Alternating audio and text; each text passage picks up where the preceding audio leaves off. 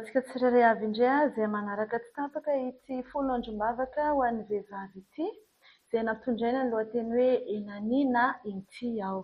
Androany isika dia andro fahaenina izay mitondra ny lohateny miala ny fisalasalana ho amin'ny fahatarana. Mialohan'izany rehefa dia mbatsika ilaka ny fananasy mba ahafahantsika manday tsara ny teny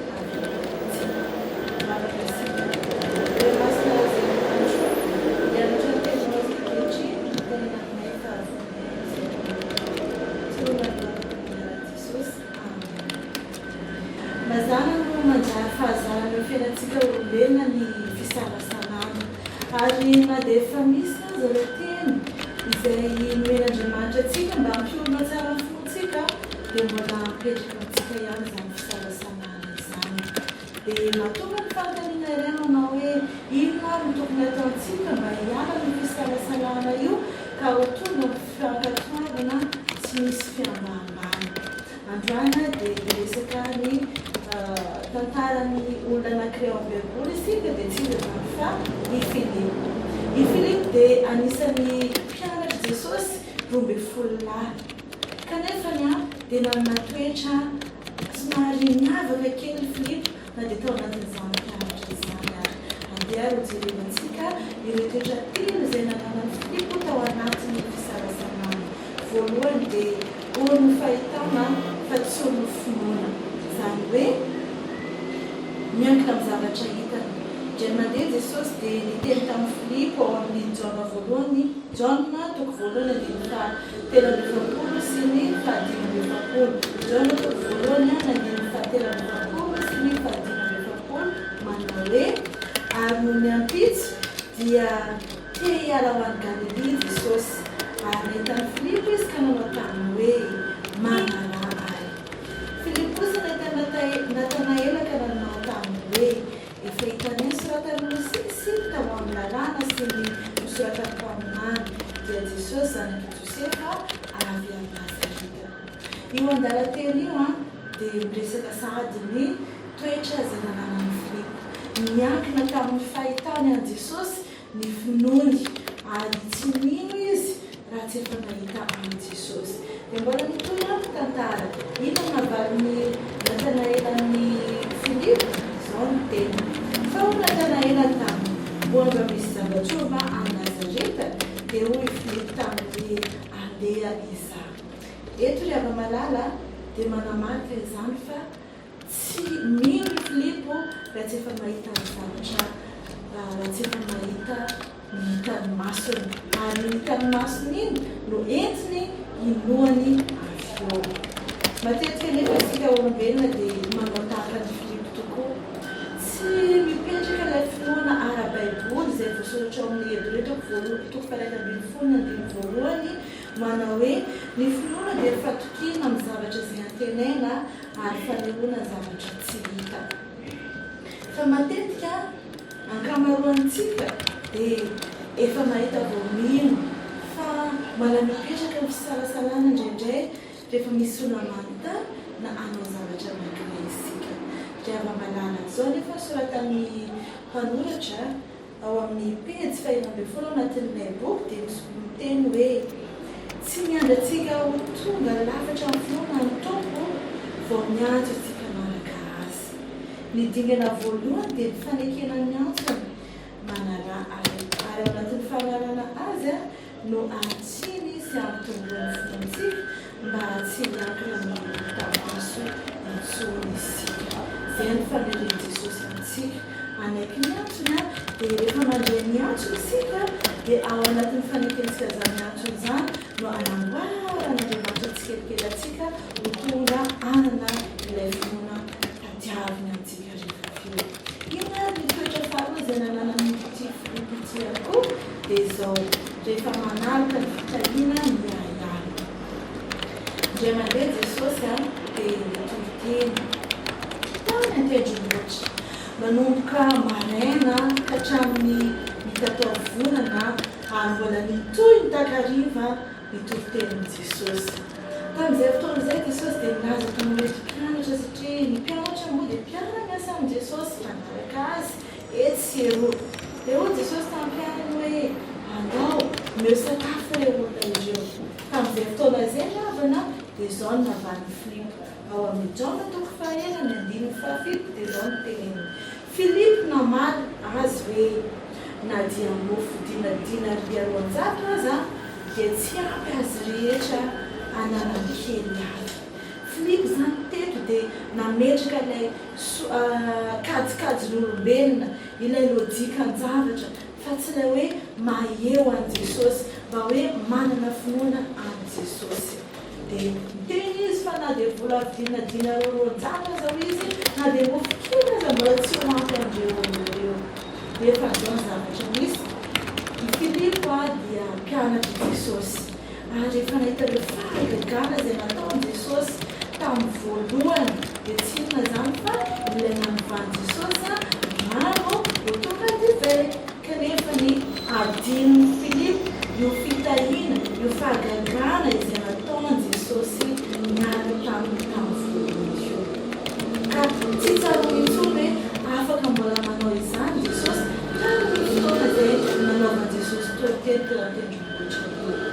Matetika koa ry havana dia adintsika ireo zava-tsoa izay nataon'Andriamanitra atsika tany aloha noho ny tsy finoana, noho ny finantsika ny zavatra efa hitatsika dia lasa manadino ireo fitahiana isika eo. Izao no voalazany boky ny finoana matotra dia fitadidiana fa ilay Andriamanitra izay efa nanao zava-dehibe teo amin'ny fiainanao tany aloha dia mbola afaka manao zava-dehibe teo amin'ny fiainanao kosa ankehitriny. Koa mangataka anao ny teny toko amin'ity andro ity mba hananao finoana tsy miankina amin'ny zavatra hita na kajikajin'olombelona, fa ireo fitahiana tamin'asa dia afaka hainonao fa mbola afaka manome fitahiananao mihoatra noho ilay taloha ilay Andriamanitra. Dia ny toetra fahatelo izay nananan'ny Filipo dia izao. Rehefa maty Jesosy teo amin'ny hazofijaliana, nalevina dia nitsangana tamin'ny andro voalohany. Tamin'ity fotoana ity dia tsy mba niaraka tamin'ireo mpianatra i Filipo fa tiantsika tamin'ny omany. Hiala kely teo izy. Ireo mpianatra kosa tao amin'ny efitrano dia avy Jesosy avy tany miseho tamin'ireo mpianatra. Tsy nentinino nefa i Filipo ary natonga azy teny an'ity teny ity hoe tompo asehoy anay indray dia ampo anay izany. Izany hoe Filipo zany tsy nentinino fa aboahana anao karema izy avake amin'izay za afaka amin'izay dia ampo anay izany. Tsy mety mino mihitsy i Filipo raha tsy efa mahita maso. Izany ilay hoe fisalasalana. Izany anefany dia tsy mahatonga antsika hiorina tanteraka amin'ny finoanan'i Kristy izany fisalasalana izany. Dia amin'ny androantsika dia andriamosa anankiray izay avy amin'ny tantaran'ilay raim-pino dia tsy iza zany fa i Abrahama. I Abrahama ry havana dia anisan'ny mpanompon'Andriamanitra izay nifidina ampitany hafany eto amin'ity tany izay misy atsika ity. Indray mandeha voalazanao amin'ny Genesis fa nampita hafatra tamin'ny Abrahama Andriamanitra. Inona ny hafatra nampitain'Andriamanitra tamin'ny Abrahama? Mialao izy amin'ity tany ity ilaozy ny havanao, ilaozy ny momba ny fahazazanao, fa misy tany aseko anao dia alohanao mandeha any. Tamin'ity fotoana ity dia tsy misalasala Abrahama, tsy mba misalasala, be salasala karaha tsika olombelona, fa nanaiky avy hatrany izy. Milaoza ny havany, milaoza ny tranony, milaoza ny momba ny fitadidiana ny fahazazana rehetrarehetra dia niainga i Abrahama. Tsy mba nametra-panontaniana hoe tany lonaka be izany asianao toetrako izany, aiza zany tany ampandehananao azy zany, manakory ny fiveronako rehefa tonga any. Tsy nananontany an'izany rehefa Abrahama. Fa tonga dia nandeha izy mankatoavy hatrany ary ny fankatoavany nitarika azy ino. Dia izao ny zavatra angazan'ny Abrahama hoe ary na dia efa tsy misy fanantenana aza dia nanantena izy ino.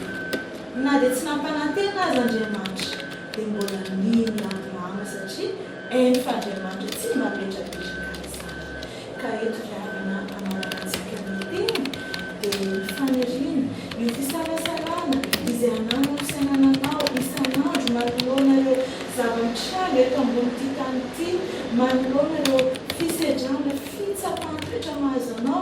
dia andao solontsika fankatoavana dia io an'Andriamanitra atsika satria tsy misy zavatra izay tsy zakantsika izay asehon'Andriamanitra sy mitranga eo amin'ny fiainantsika.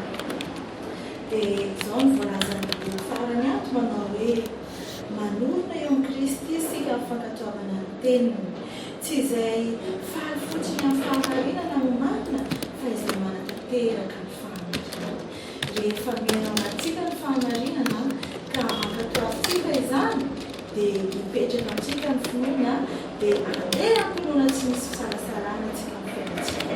Tsy hitantsika miatrika nefa izany ilay mamalala fa ilay Andriamanitra izay tompony finoana, ilay Andriamanitra izay tompony fahamarinana sy tompony fankatoavana mangatahitsika hitoetra ato anatintsika mba ahafahantsika manova ny fisalasalana ho amin'ny fankatoavana ka hananantsika ilay finoana mba mioripaka ao amin'ny Jesosy. Jesosy misaotra anao izay mino tamin'ity androany ity. Ampio izay tsirairay avy mba hanorina ny finoanay amin'ny fankatoavana. Ampio izay mba hankatoanao, hanam-pinoananao ary hiantehitra aminao ny inona zava-mitranga eto amin'ity fiainana mandalo sy andalovanay ity. Dia mihirarianay hitoetra aminay mandrakariva ny fahinao masina mba hananay finoana mioripaka aminao amin'izao fiainana izao. Toroana ny vavaka ny Jesosy.